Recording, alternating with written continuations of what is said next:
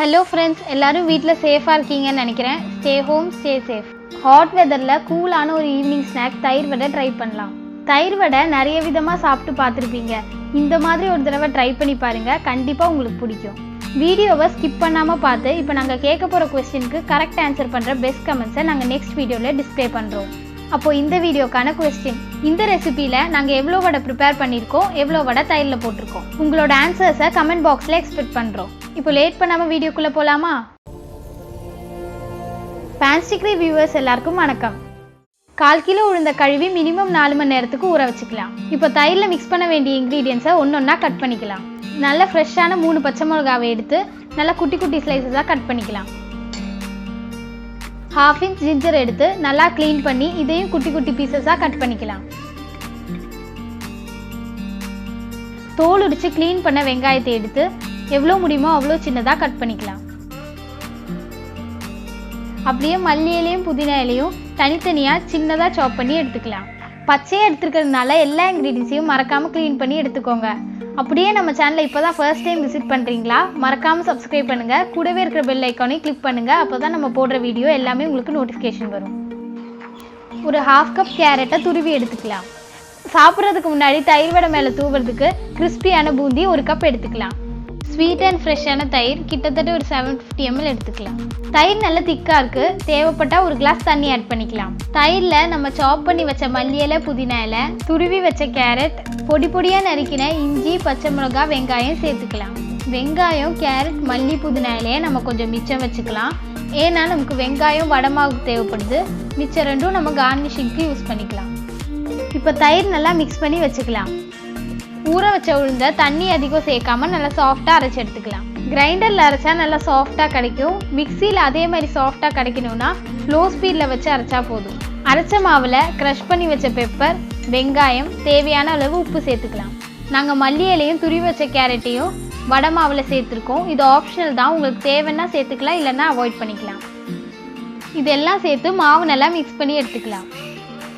வடை மாவில் உப்பு சேர்த்தா உடனே வடை சுட ஸ்டார்ட் பண்ணணும், இல்லைன்னா மாவு லூஸ் ஆகிடும். வடை மாவில் தண்ணி அதிகமாக இருந்தால் மைதா மாவு இல்லைன்னா கடலை மாவு சேர்த்தா வடை நல்லா வரும். அப்போது வடை சுட ஆரம்பிக்கலாமா? கடாயில் எண்ணெய் ஊற்றி சூடாகிற வரைக்கும் வெயிட் பண்ணலாம். ஒரு கப்பில் தண்ணி எடுத்துட்டு அதை தொட்டு தொட்டு வடை நல்லா தட்டி போட்டுக்கலாம். கையில் தண்ணி தொட்டு மாவு எடுத்தால் மாவு ஒட்டாமல் வடை ஈஸியாக போடலாம். எண்ணெய் ரொம்ப ஹீட் ஆனால் வடை உள்ளே வேகாமல் வெளியில் ஃப்ரை ஆகிடும். அதனால ஃப்ளேமை ஃபஸ்ட்லேருந்து லாஸ்ட் வரைக்கும் ஒரே மாதிரி மெயின்டைன் பண்ணுங்கள். பாருங்கள், வடை நல்லா உப்பி வந்திருக்கு. இப்போ ஒரு பக்கம் வேக ஆரம்பிச்சிருக்கு. மெதுவாக ஒன்றொன்னா திருப்பி போட்டுட்டு மறுபக்கத்தை வேக வச்சுக்கலாம். தயிர் வடைக்கு வடை ரொம்ப ரோஸ்டாக வேணாம். அப்போ தான் தயிரில் ஊற வைக்கும்போது வடை நல்லா சாஃப்டாக கிடைக்கும். வடை 2 பக்கம் வெந்துடுச்சு. இப்போ நம்ம இன்னும் கொஞ்சம் ஃப்ரை பண்ணிவிட்டு வடையை எடுத்துக்கலாம். வடை நல்லா வெந்து தயிர் வடைக்கு தேவையான அளவுக்கு கிறிஸ்பி ஆயிடுச்சு. இப்போ அதை எடுத்து நம்ம வெசலுக்கு மாற்றிக்கலாம். வடை எடுத்து போட போகிற வெசலில் டிஷ்யூ பேப்பர் இருந்தால் வச்சுக்கோங்க, அது எக்ஸஸான ஆயிலை அப்சர்வ் பண்ணிக்கும். மாவில் அதிகமாக தண்ணி சேர்க்காமல் அரைச்சா வடை நல்லா சாஃப்டாக உப்பி வரும். அதுவும் இல்லாமல் எண்ணெயும் அவ்வளோவா குடிக்காது. ஒரு செட்டு வடை செஞ்சு முடிச்சாச்சு. மீதி இருக்கிற மாவுலையும் அதே மாதிரி வடை சுட்டு எடுத்துக்கலாம்.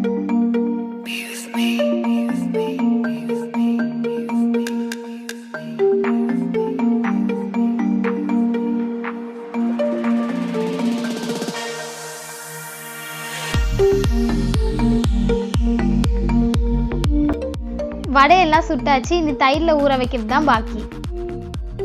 நம்ம ரெடி பண்ணி வச்ச தயிர் மிக்ஸில் தேவையான அளவுக்கு உப்பு சேர்த்துக்கலாம். தயிர் வடை செட் பண்ணுறதுக்காக ட்ரேயில் வடையெல்லாம் அரேஞ்ச் பண்ணிவிட்டு நம்ம ரெடி பண்ணி வச்சுருக்கிற தயிர் மிக்ஸை அதில் சேர்த்துக்கலாம். தயிர் ஊற்றும் போது வடையெல்லாம் நல்லா முழுகிற அளவுக்கு ஊற்றிக்கலாம். நம்ம எவ்வளோ தயிர் ஊற்றுறோமோ அவ்வளோ நல்லா வடை ஊறி கிடைக்கும். தயிர் ஊற்றியாச்சுங்க. இப்போ கார்னிஷ் பண்ணிக்கலாமா? கார்னிஷ் பண்ணுறதுக்காக முன்னாடியே எடுத்து வச்ச துருவின கேரட்டையும் சின்னதாக சாப் பண்ண மல்லி புதினா இலையும் அதில் ஸ்ப்ரிங்கிள் பண்ணிக்கலாம். அவ்வளோதாங்க. இதை மினிமம் ஒரு 1 ஹவருக்கு ஊற வச்சு எடுத்தால் நம்மளோட tasty and spicy evening snack தயிர் வடை ரெடி ஆகிடும். மீதி இருக்கிற வடையும் இதே மாதிரி தயிர் சேர்த்து ஊற வச்சுக்கலாம். தயிர் வடையை ஊற வச்சு 1 ஹவர் மேலே ஆயிடுச்சுங்க. இப்போ நம்ம அதை டேஸ்ட் பண்ணி பார்க்கலாமா?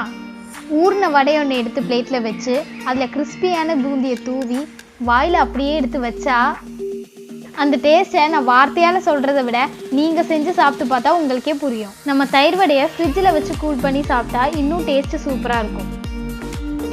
பாருங்கள், நம்ம வடை நல்லா ஊறி சாஃப்டாக வந்திருக்கு.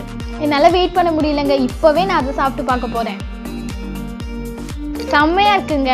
இந்த தயிர் வடை உங்களுக்கு பிடிச்சிருக்கோன்னு நினைக்கிறேன். மறக்காமல் இதை வீட்டில் ட்ரை பண்ணி பாருங்கள். இந்த மாதிரி நிறைய டெலிஷியஸான ரெசிபிஸ் பார்க்குறதுக்கு மறக்காமல் நம்ம சேனலை சப்ஸ்கிரைப் பண்ணுங்கள். இந்த வீடியோ பிடிச்சிருந்தா மறக்காமல் லைக் பண்ணுங்கள், உங்கள் ஃப்ரெண்ட்ஸ்க்கும் ஷேர் பண்ணுங்கள், உங்களோட சஜஷன்ஸை கமெண்ட் பண்ணுங்கள். லாஸ்ட் வீடியோவில் கொடுத்த கொஸ்டினுக்கு பெஸ்ட் ஆன்சர் பண்ண கமெண்ட்ஸை இப்போ பார்க்கலாம். ஒரு டிஃப்ரெண்ட்டான ரெசிபியோடு உங்களை அடுத்த வீடியோவில் சந்திக்கிறோம்.